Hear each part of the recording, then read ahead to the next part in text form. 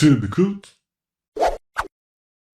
Olá, você está no Tubecult, o seu canal de entretenimento musical e cinematográfico. Eu sou o Márcio, entusiasta da arte, e esse canal vai hoje fechar o ano de 2025 dando uma sugestão aí de 5 filmes que foram, pelo menos para mim, os filmes mais interessantes, os melhores filmes que eu tive a oportunidade de assistir esse ano, ao longo desse ano de 2025.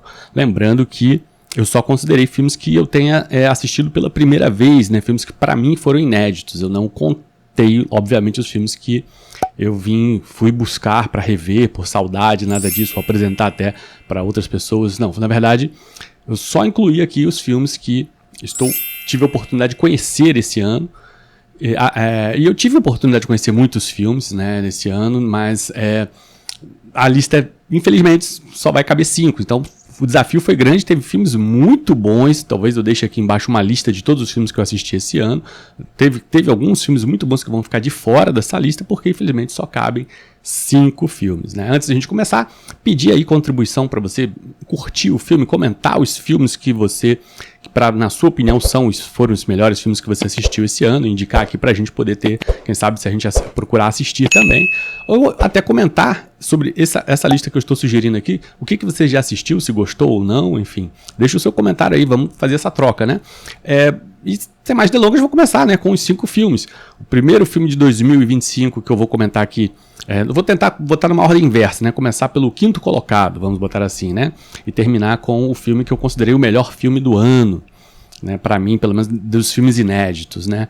O 5º colocado aqui, eu começo com um filme italiano, né? Do Ettore Scola, o filme Feios, Sujos e Malvados. Feios, Sujos e Malvados, um filme que é dirigido por Ettore Scola, né? Conta no elenco com Nino Manfredi, Francesco Annibali, Maria Bosco, Gisela Castrini. O ano dele é de 1976 e basicamente a sinopse dele é que em um bairro pobre de Roma, bastante pobre, né, diga-se de passagem, Giacinto vive com a esposa, 10 filhos e outros parentes em condições miseráveis. Ele guarda uma indenização recebida após perder um olho, enquanto a família tenta roubá-lo, né? Curiosidades desse filme: o filme venceu o prêmio de melhor direção do Festival de Cannes. É uma sátira feroz sobre a miséria e a degradação humana misturados com humor grotesco e crítica social. Esse filme, eu cito ele em vários momentos quando faço análise antropológica, sociológica, porque ele remete a um nicho sociológico específico que tem a ver com o primitivismo,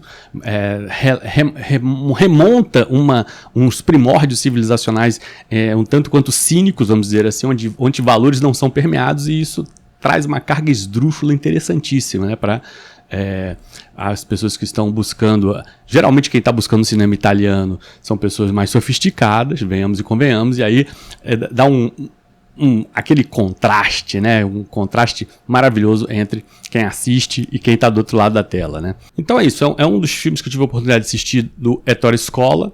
Eu dei aqui nota 9, né? Título de curiosidade para esse filme. Um filme que eu sempre gosto de citar quando preciso, né, remeter a um nicho sociológico primitivo e a dificuldade que valorações, ou mesmo toda a questão da imagética, do imaginativo, de valores morais, quando eles não conseguem sequer permear um nicho sociológico, aquele nicho sociológico está tão primitivo que está aquém disso, né?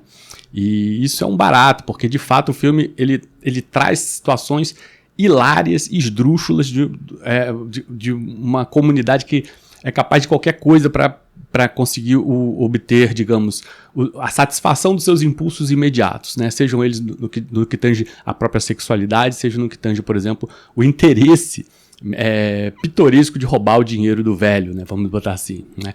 Então, o filme nesse sentido é interessantíssimo. Vale a pena para a gente remontar esses primórdios.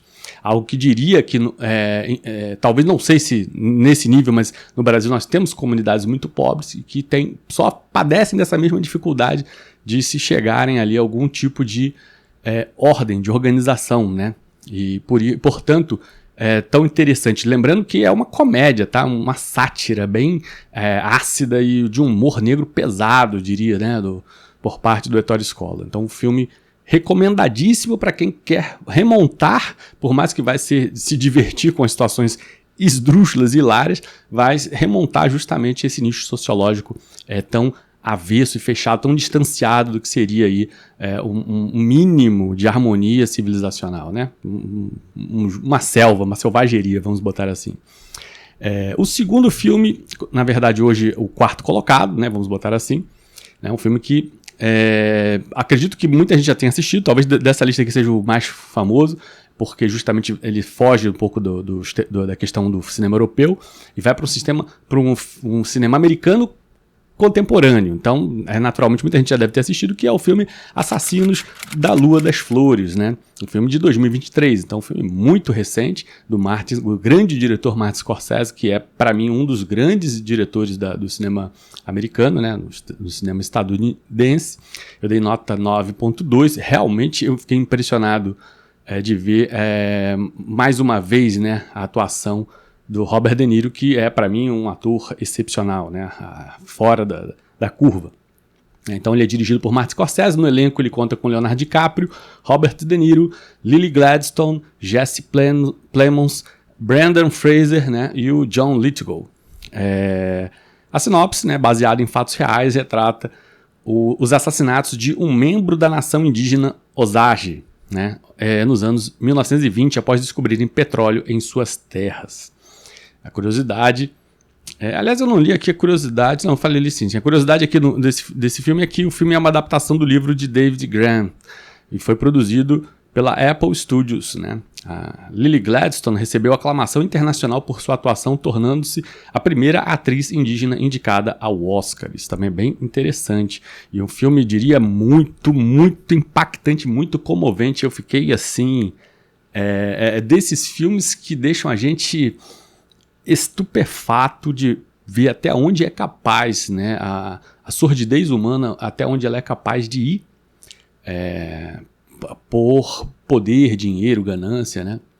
De fato, a gente sabe de toda a tradição histórica pesada que se carrega em cima dos indígenas, questão dos massacres que de fato ocorreram durante o período de colonização, mas quando a gente rever isso remontado mais próximo no nosso tempo, no caso aqui remetendo a 1920, década de 20, né, pouco mais de 100 anos atrás, e a gente vê que a comunidade indígena recebeu o que parece um grande louro, né, ser premiado com o petróleo nas suas terras, se transforma numa situação dramática, trágica, porque eles carregam ainda uma certa inocência e ao mesmo tempo o homem branco já acostumado com a malícia da civilização envolve aquela comunidade indígena e vai gradativamente minando, matando as pessoas, eliminando e casando por interesse. Então é um filme que traz um incômodo difícil de se lidar, é bem difícil, tá? Um filme desafiador de se assistir nesse sentido, mas um filme excepcional, muito acima da média, excelente. Quem poderia dizer, né, que o Martin Scorsese, a duplinha Scorsese e De Niro pudesse produzir coisas de altíssimo nível, já nas alturas em que eles se encontram em termos de idade, né? Impressionante isso. Aí o Leonardo DiCaprio, mais uma ótima atuação também, merece muitos elogios. Vamos falar aqui do nosso, que seria o terceiro colocado, né, dos melhores filmes que eu assisti esse ano. E também imperdível, recomendo demais que você assista. Esse filme, eu cometi uma coisa que eu tinha falado que eu não ia fazer demais, né? Que era primeiro assistir o filme e depois ler o livro. Mas eu não aguentei e acabei assistindo o filme, né? E de fato ainda estou para ler o livro. Mas nesse ponto foi bom, porque está me incentivando a buscar a leitura do livro. Eu até tenho o livro aqui em casa, só falta a possibilidade de lê-lo. Que é o filme O Leopardo, né? El Gattopardo, de 1963, do diretor Luchino Visconti. Eu dei nota 9.2 também. Né? Mais um filme do Luchino Visconti que eu tive a oportunidade de assistir. O elenco é maravilhoso, conta com o Burt Lancaster, a Cláudia Cardinale, auge da exuberância, Alain Delon, né? E Terence Hill, fazendo uma ponta o Terence Hill. Então, também produzido aí em 1963, anos 60, né? E a sinopse, né, ambientado na Sicília de 1860, acompanha o príncipe de Salina tentando preservar sua família e status aristocrático em meio às mudanças políticas da unificação italiana. Né? Curiosidade que é baseado no romance do Giuseppe Tomasi de Lampedusa, né? Um livro que eu tenho aqui, como eu falei, infelizmente eu acabei assistindo o filme, não aguentei assistir o filme antes de ler o livro, né? E venceu a Palma de Ouro em Cannes, é famoso pela grandiosa cena do baile que dura quase 40... que dura bastante tempo, vamos botar assim, né? Enfim, é um filme que vai valer, tudo que eu falar pro filme vai valer pro livro, né? Apesar de eu não ter lido o livro, mas a gente sabe que tem uma correlação forte e que, de certa forma, é o que atrai justamente a minha leitura, busca por compreensão desse período que é retratado em inúmeras outras obras, né? Por exemplo, praticamente toda a comédia humana de Balzac trata exatamente disso, né? Dessa fase, sobretudo no século XIX, né? Um período conturbado na Europa, de transição. Aliás, Dostoiévski também é um pouco sobre isso, né? A obra de Dostoiévski, esse período de transição de um sistema aristocrático para as repúblicas odiernas, e essa transição ela carrega em si uma visão que pode ser interpretada como uma visão trágica das antigas aristocracias e de antigos valores tradicionais em relação ao que está surgindo, e muitas das vezes o que está surgindo na verdade encabeçado por uma altíssima burguesia financeira emergente. Né? Então essa substituição das antigas aristocracias pela alta burguesia emergente é que dá o tom trágico para o filme, o Leopardo, que remete justamente ao papel do Burt Lancaster, que é esse aristocrata. Né? Então o filme que vai te trazer essa contextualização desse processo que possivelmente tenha começado no século XVII na Inglaterra, que no século XVIII ganhou sua expressão definitiva na França, na Revolução Francesa, e no século XIX foi espalhando pela Europa, até pelo Brasil, pelo resto do mundo, o republicanismo republicanismo digamos, levado pelas elites liberais em substituição ao tradicionalismo antigo aristocrático. E, portanto, um livro de fundamental importância, um livro e um filme, né, no caso, de fundamental importância para quem quer entender todo esse processo que perdura até hoje, diga-se de passagem, tá? Por mais que não tenhamos, assim, antigas aristocracias, mas os valores estão aí e os outros valores, novos valores, estão entrando em choque com os antigos. Isso é um processo que ainda perdura.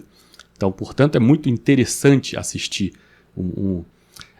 esse filme, né, que expressa isso sob uma determinada ótica, assim como você pode buscar, como eu falei, leitura no Balzac, pode buscar filmes, outros filmes que tratam disso, mas nesse filme em particular está muito bem retratado, muito interessante a perspectiva. Tem até uma frase que fala que alguma coisa precisa mudar para que tudo continue o mesmo, né? Essa frase eu achei um barato nesse filme, marcante, muito, muito boa, muitos momentos de diálogos interessantíssimos nesse filme. Vamos então agora para o segundo filme, né? Olha só que interessante, o segundo filme que eu tenho aqui que eu assisti esse ano, um filme do Fellini, um filme que me foi indicado indiretamente num vídeo que eu assisti pelo Caetano Veloso. Caetano Veloso falou muito bem desse filme e eu fiquei curioso para assistir e, de fato, o filme é maravilhoso, né? O filme, que em italiano é La Strada, né? Mas que a gente recebeu aqui um belo nome também, uma bela tradução, A Estrada da Vida, de Federico Fellini. O Fellini que é, para mim, assim, o diretor que eu mais gosto, pessoalmente, do cinema europeu. Eu dei nota 9.4.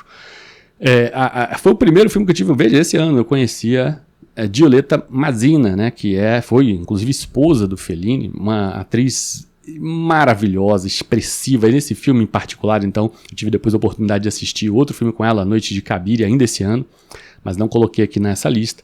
De fato, né, Giulietta Mazzina é uma atriz excepcional. A expressividade dela. Muitas vezes você percebe isso quando a pessoa não precisa falar, né? É o caso dela. Ela não precisa falar, só com a expressão facial dela você já entende o sentimento que ela tem para transmitir e cai perfeitamente bem com a história. E além disso, da Giulietta Mazzina, o filme conta com um dos atores que eu considero dos melhores da história do cinema, que é o Anthony Quinn.